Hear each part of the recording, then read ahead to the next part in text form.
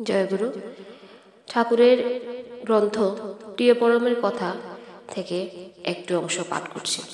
একদিন সকালে শ্রী শ্রী ঠাকুর পার্লার গৃহের দক্ষিণ পূর্ব কোণের চৌকিখানিতে সমাসীন।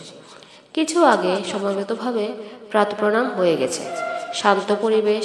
কালীষষ্ঠী মা বয়স আনুমানিক 70 বছর প্রণামের পরে বাড়ি চলে গিয়েছিলেন। এখন গজগজ করতে করতে ফিরে এসে বসলেন। বলছিলেন তার তৃতীয় পুত্র সুরেশের কথা। পাবনার ভাষায় ঠাকুরকে বললেন, ওই পাগল সুরেশ সাহা কি কাণ্ড আরম্ভ করেছে। সকালে উঠে বাড়ির লোকগুলোর ঘরে তালা দিয়ে আটকায়ে চাবি নিয়ে বাড়াইয়া এসেছে। এখন এতগুলো মানুষ, তাদের পেচ্ছাপ পায়খানা আছে, সকালের কাজ আছে। কত করে বুঝাইয়া বললাম, ও কারো কথা কানে নেবে না, চাবি পকেটে করে নিয়ে ঘুরে বেড়াচ্ছে। এখন উপায় কি? ঠাকুর সব শুনলেন। শান্তভাবে বসে তামাক খাচ্ছেন, কোনো কথা বলছেন না। কালীষষ্ঠী মা উসকুস করছেন। ইতিমধ্যে সুরেশদা এসে উপস্থিত। শ্রী শ্রী ঠাকুর তাকে বললেন, এই তুই বলে ঘরে তালা দিয়ে চাবি নিয়ে আইছিস? সুরেশদা গরম হয়েই ছিল। সম্ভবত বাড়িতে গোলমাল হয়েছে। বলল, চাবি আমি উয়েদের দেব না, যা পারে করুক গে। কালীষষ্ঠী মা অসহায়ের মতন শ্রী শ্রী ঠাকুরের দিকে তাকিয়ে বলে উঠলেন, ওই শুনেন। শ্রী শ্রী ঠাকুর নীরবে তামাক সেবন করছেন, যেন সাক্ষী স্বরূপ সব দেখছেন। সুরেশদা আপন মনে বকবক করে চলেছে।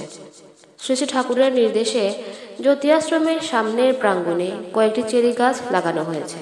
এখন গাছগুলোতে ফল ধরেছে। ঠাকুরের এখান থেকেই গাছগুলি বেশ দেখা যায়।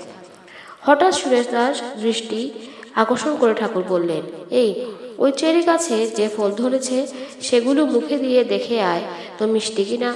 সুরেশদা ঠাকুরের আদেশ মতো লম্বা লম্বা পা ফেলে চেরি গাছের দিকে চলে গেল। এদিকে কালীষষ্ঠী মা দুই একবার বলার চেষ্টা করলেন যে এখন তিনি কি করবেন। সুরেশদার পাগলামি ও দুরন্তপনার সাথে কেউ পেরে উঠছে না, ইত্যাদি ইত্যাদি। কিন্তু শ্রী শ্রী ঠাকুরের চোখে মুখে কোনো ভাবান্তর নেই। তিনি অন্যদের সঙ্গে কথায় ব্যস্ত। বাহ্যত মনে হচ্ছে কালীষষ্ঠী মার কথায় তার কোনো আগ্রহ নেই এবং এ ব্যাপারে তার করণীয় কিছু নেই। যাদের বাড়ির ব্যাপার তারাই বুঝবে। কিন্তু মহাচৈতন্যের অধীশ্বর যিনি, জগৎ সংসারে ক্ষুদ্রতম সারাটিও যে তার দৃষ্টির বাইরে নেই, তা বোঝা গেল ক্ষণকাল পরেই। একটু পরেই দেখা গেল সুরেশ তার চেরি ফল খেতে খেতে পার্লারের দিকে আসছেন। হাতে তার কয়েকটা চেরি ফল। শ্রী শ্রী ঠাকুরের কাছে এসে সানন্দে মাথা নেড়ে বলল, হ্যাঁ মিষ্টি আছে। বলেই পকেট থেকে চাবির গুছা বের করে শ্রী শ্রী ঠাকুরের সম্মুখে উপবিষ্টা কালীষষ্ঠী মার সামনে ছুঁড়ে ফেলে দিয়ে বলল, এই নে তোর চাবি। তারপর একপাশে যেয়ে চুপ করে বসল। কালীষষ্ঠী মা হাঁ করে দেখছিলেন সব ঘটনাগুলি। আমরাও অবাক। এ কি ট্রিটমেন্ট? কিসের থেকে কি হয়ে গেল? সামান্য কয়েকটা চেরি ফল খাইয়ে একজন ছিটগ্রস্তকে পথে আনলেন দয়াল ঠাকুর। বাহ্যত আর তো কিছু করতে দেখা যায়নি। এ চিকিৎসা একমাত্র তার পক্ষেই সম্ভব।